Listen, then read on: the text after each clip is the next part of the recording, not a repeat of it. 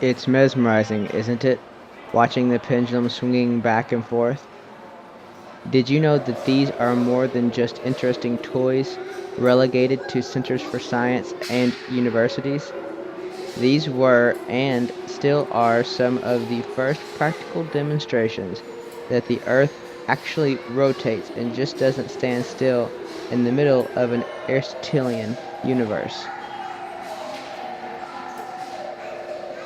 To discover this, let us first review some characteristics of what a pendulum actually is.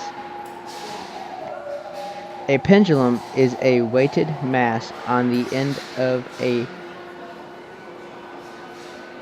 string, wire, or rod that is allowed to swing back and forth.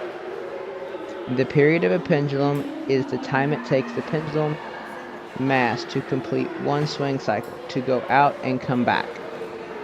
Its period is only dependent on the length of the string or rod and the force of gravity.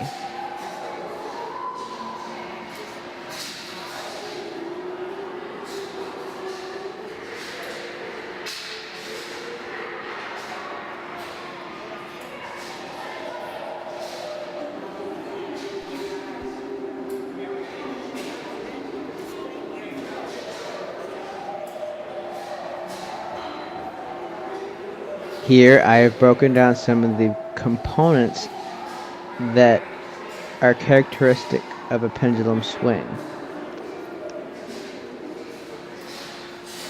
The average gravitational acceleration here on Earth is negative 9.8 meters per second squared. That is 9.8 meters per second every second directed towards the center of the Earth. The center of mass is a concept in physics that allows all the mass of an object to be concentrated at a singular point corresponding to the density distribution across the object in 3 dimensions with its shape taken into account. Now I know that sounds complicated, but most of us are familiar with this concept on a more intuitive level. Like when we handle a box that may have a paperweight inside of it that is small and it shifts, or a half-filled water bottle. But for a sphere of uniform density, the center of mass is at the center of the sphere.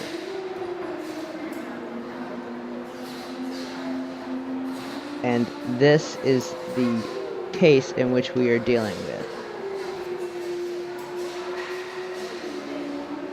Now I can hear some of you out there thinking that these pendulums come to points under the ball.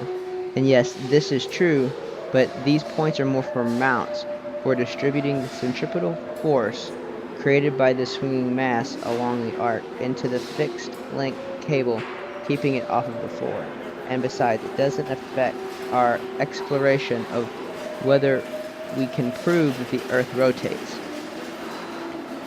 L can vary. L is simply the distance from the axis of rotation to the center mass of the weight. This is a pendulum in its simplicity.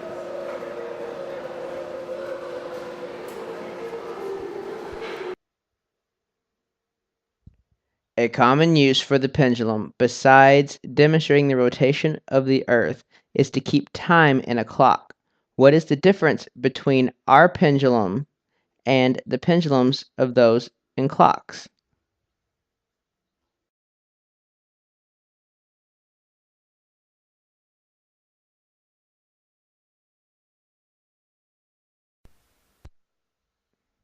Traditionally, the pendulums in clocks are only free to move in one plane, whereas our pendulums are allowed to move in 3 dimensions.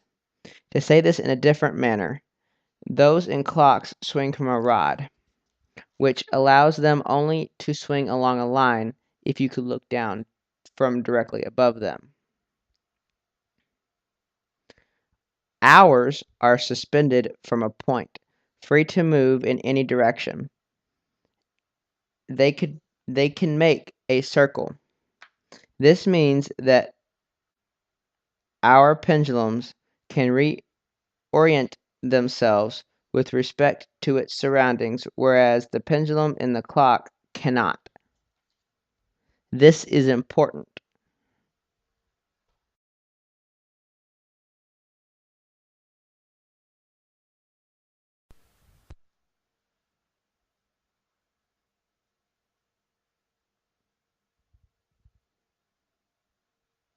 Typically, a pendulum suspended from a rod is attached to an axle. This means that there are primarily three forces working on the pendulum: the force of gravity, the centripetal force, and the force of the axle against the coupling mechanism which holds the rod to the axle.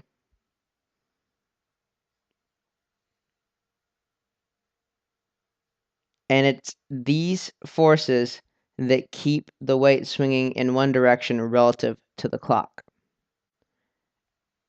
Our pendulums, for all intents and purposes, only have two forces acting upon them: the force of gravity and centripetal force. You may be wondering why this is important. You assume that it is important because I have mentioned it.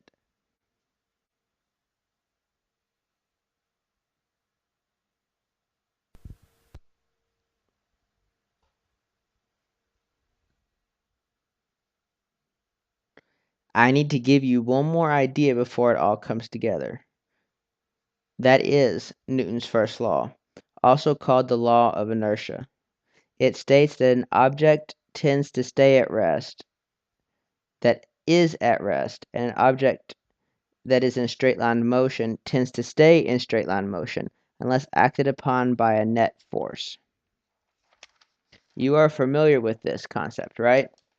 When you throw a baseball, it moves along a parabolic arc toward the batter. It does not suddenly stop and drop to the ground for no apparent reason. Or you are driving your car down the road and you let off the gas.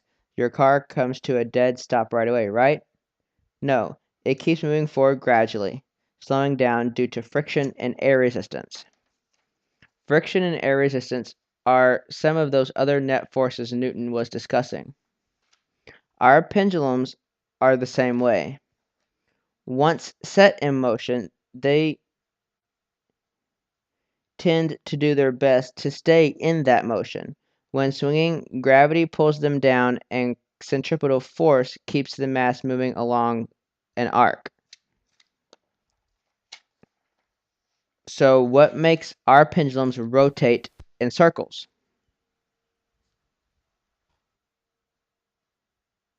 The surprising thing is they don't. Our pendulums only have two forces acting on them: gravity and the centripetal force. There is no force to change their direction, so they can't truly reorient themselves, since inertia keeps them moving back and forth in a straight line motion. The rotation of the Earth beneath their swinging motion gives them the appearance that they rotate. Remember how I said that clocks have an extra third force from the axle on the pendulum arm that keeps them from swinging wildly? Well, as it turns out, they also impart a small force that keeps the arm in sync with the Earth's rotation. From our frame of reference, these pendulums swing and rotate. But from, for example, the sun's frame of reference, they move along a straight line. As you move towards the equator, the period of the rotation of our pendulum increases exponentially until you reach the equator, where the Earth's rotation is out from the pendulum and it will not rotate.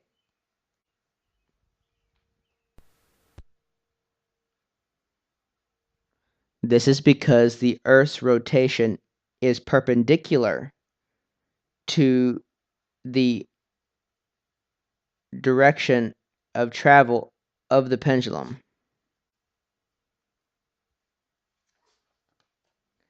Now, as you approach Earth's rotational poles,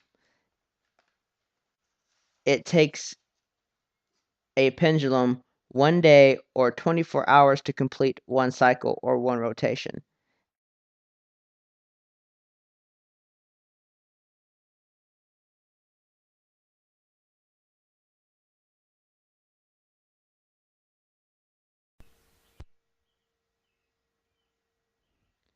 Now, why is it that I leave out the drag forces and the frictional forces when talking about these pendulums?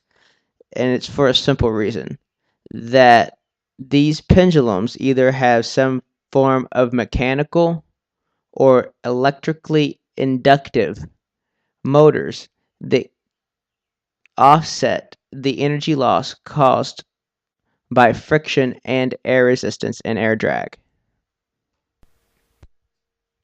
So it is not necessary to include these in our calculations because their effects are invalidated by these systems. The pendulum in the Science Center is an example of a pendulum whose motion is maintained via electrical induction.